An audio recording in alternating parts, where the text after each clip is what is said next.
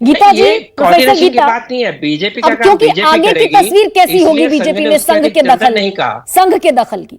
एक वो जो फ्री हैंड था क्योंकि नतीजे मिल रहे थे, अब आगे की तस्वीर, आगे की जो रस्साकशी है वो बढ़ने वाली है क्या?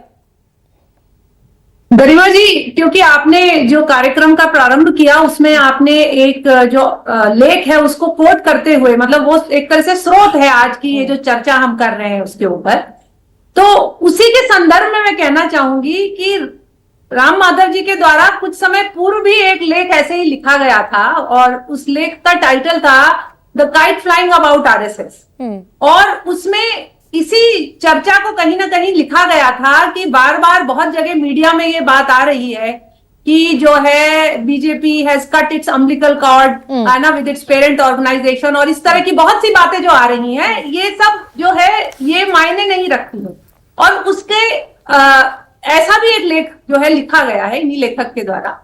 तो लेकिन विषय यहां ये है कि देखिए, संघ का अपना कोई, अगर आप उनका संविधान भी देखें, कॉन्स्टिट्यूशन अपना जो है उसका जो आर्टिकल 4 भी है वो भी ये कहता है दैट संघ does not have any politics, और मतलब उसकी कोई अपनी राजनीति नहीं है, एक राष्ट्रीय संघ निर्माण करने वाले संगठन के रूप में कार्य करेगा। हाँ, उसके जो स्वयंसेवक हैं वो चाहे तो वो कोई राजनीतिक दल को जो है उसमें जा सकते हैं, लेकिन ऐसा कोई नहीं होना चाहिए जो कि किसी भी प्रकार की जो है हिंसा या ऐसे किसी रूप में कार्य करता हो, ऐसे किसी राजनीतिक दल के साथ नहीं कभी किसी स्वयंसेवक को जुड़ना चाहिए, इस तरह की बात लिखी इस पृष्ठभूमि से, क्योंकि बाकी इतने लेकिन ये सारा प्रोफेसर गीता कही है, ये बड़ी बातें सुनने में अच्छी लगती हैं, लेकिन ये भी तो सच है कि हिंदुत्व का जो कोर एजेंडा है वो आरएसएस का एजेंडा है, और आरएसएस ये पेरेंटल ऑर्गेनाइजेशन के तौर पर ये चाहता है कि बीजेपी से जो भी रूल करे, बीजेपी अगर शासन में है तो वो हिंदुत्व का कोर एजेंडा आगे बढ़े।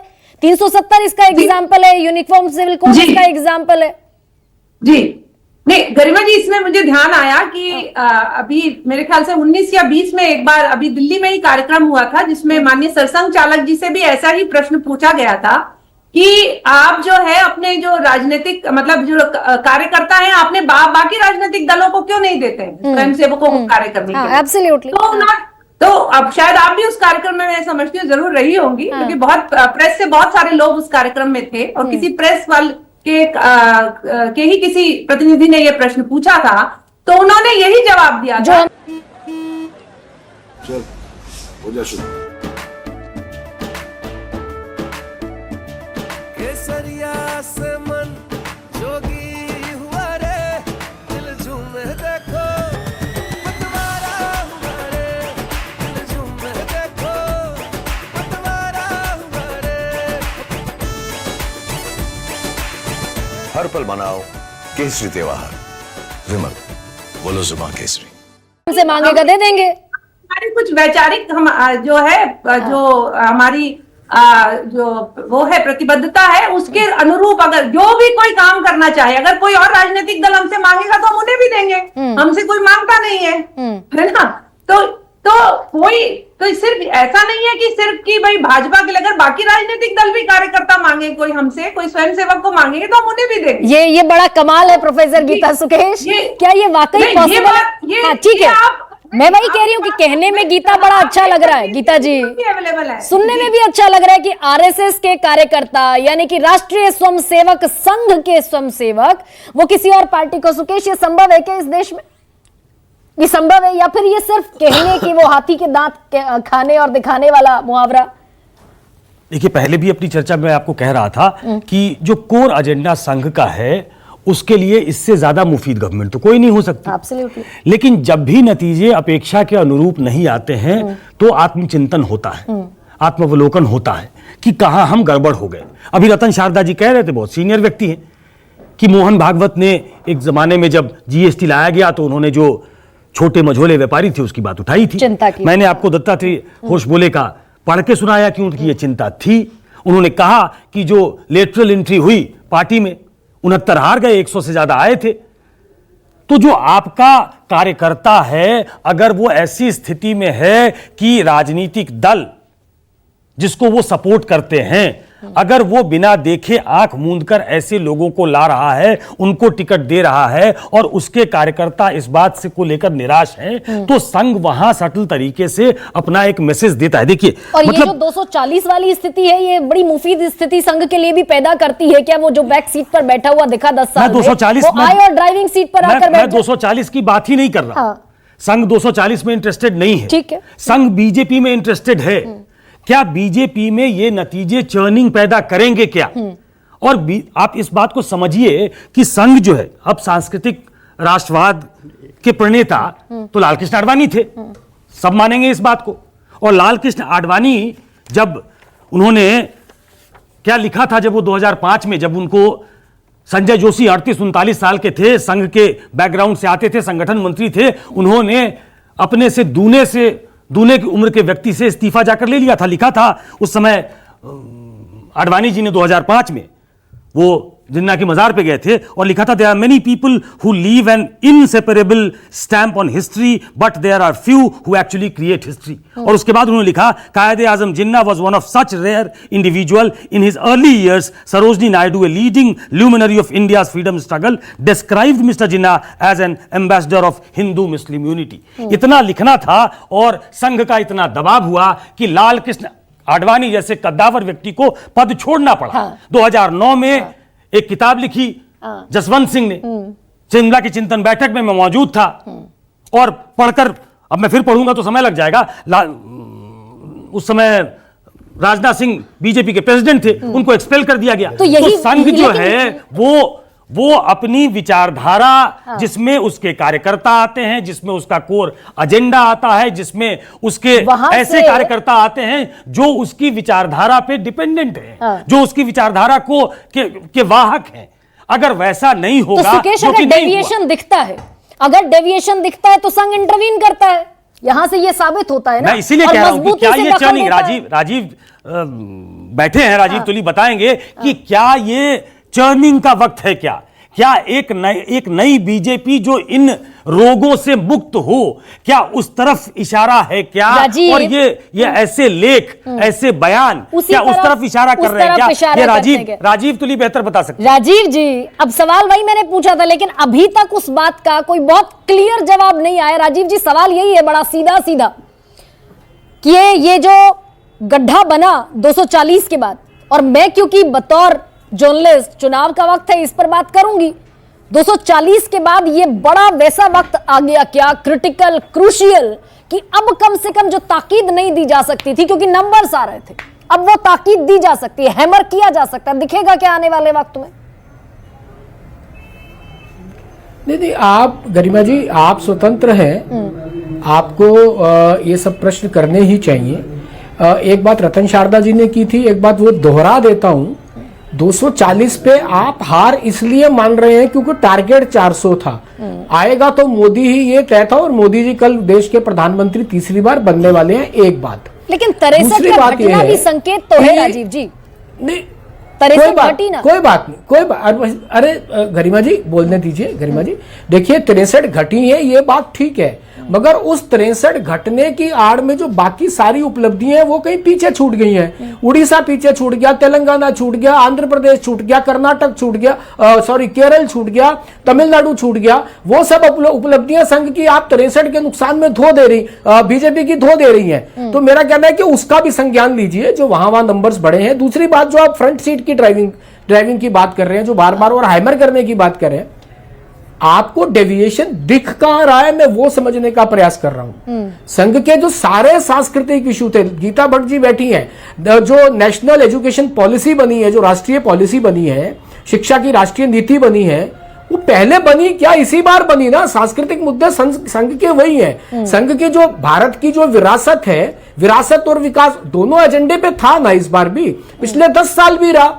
हाँ, कभी थोड़ा, लेकिन ये भी सच है ना राजीव जी, ये भी तो सच है, ये भी सच है कि जितना फ्री हैंड प्रधानमंत्री नरेंद्र मोदी को मिला, उतना आज तक नहीं मिला कभी किसी को। ये सच है कि नहीं है? इतना बस मुझे बताइए, मेरी बात पर मोहर लगा दीजिए। सुन तो लीजिए। आप सुन तो लो जी, आप जो चाहो मैं एक मोहर बनवा के आपको भेज देता हूँ, आपको जहां मारनी हो आप वहां मार लेना। नहीं, मगर आप सही ये हो बात तभी तो मारिएगा। पूरी होने दीजिए राजीव जी, आप सही जहां बात मारने पर ही मोहर मैं लगाएंगे। मोहर ही आपको भेज दूंगा, जहां मर्जी लगा लीजिएगा। ठीक है, जहां मर्जी लगा लीजिएगा।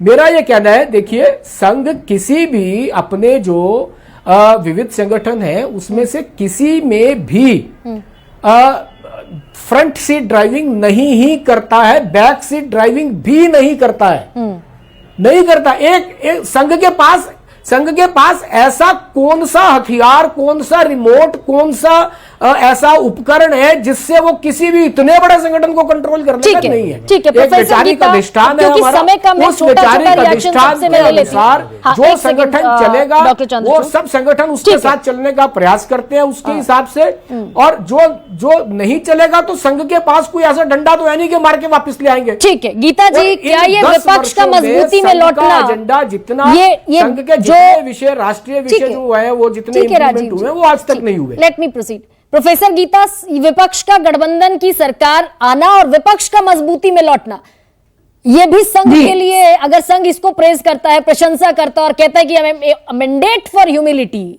विनम्रता का ये मैंडेट है। नहीं, देखिए लोकतंत्र में विपक्ष तो सक्षम होना ही चाहिए, और ये बात तो मुझे ध्यान आ रहा है प्रधानमंत्री जी ने भी कई बार बोली है कि मैं मिस करता हूं कि कोई एक अच्छा सक्षम विपक्ष होना चाहिए।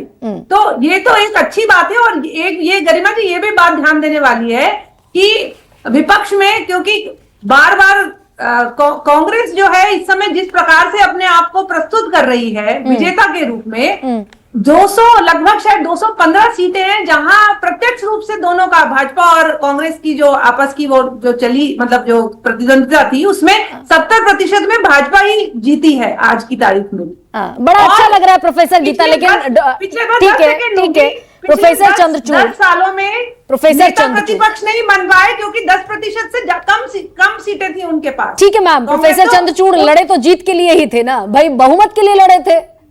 ये तो था नहीं कि बहुमत के लिए नहीं लड़ रहे थे। 500 से ज्यादा रैलियां अमित शाह और प्रधानमंत्री नरेंद्र मोदी ने की, वो इसीलिए की ना कि 272 का आंकड़ा कम से कम पार हो। गरिमा जी, मैं छोटी छोटी 3 बातें कह दूं। सबसे पहली बात, और ये बहुत जरूरी है, आपने मुझे मेरे बारे में लिखा संघ के विचारक। हाँ। मैं विनम्रता से कहता हूं मैं संघ का कोई विचारक नहीं हूं, मैं एक प्रोफेसर हूं और बस राजनीति पढ़ता हूं, पढ़ाता हूं, आप मुझे उतना ही रखें तो बहुत धन्यवाद होगा आपका कि वो जो लिखे उसको हटा ले। ठीक है प्रोफेसर। हाँ। दूसरी बात मैं ये कह दूं कि जिस लेख का प्रोफेसर चंद्रचूड़, हमने वैसे संघ के जानकार वो गलती है उससे, वो मैं उस लायक भी नहीं हूं।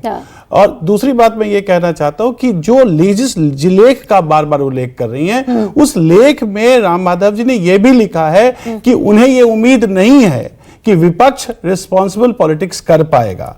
लास्ट लाइन भी उन्होंने यही लिखा है, जिस ह्यूमिलिटी की बात आप कर रहे हैं वो ह्यूमिलिटी इसको थोड़ा नहीं, इसको प्रोफेसर चंद्रचूड़ थोड़ा दुरुस्त कर ले। उन्होंने लिखा कि अभी देखना होगा कि विपक्ष कितना, लास्ट में उन्होंने ये भी लिखा है कि humility is expected from both side. ऐसा नहीं लिखा कि केवल इनसे ही होना चाहिए, उन्होंने लिखा है कि लेट्स होप दैट ह्यूमिलिटी और responsibility comes from both sides.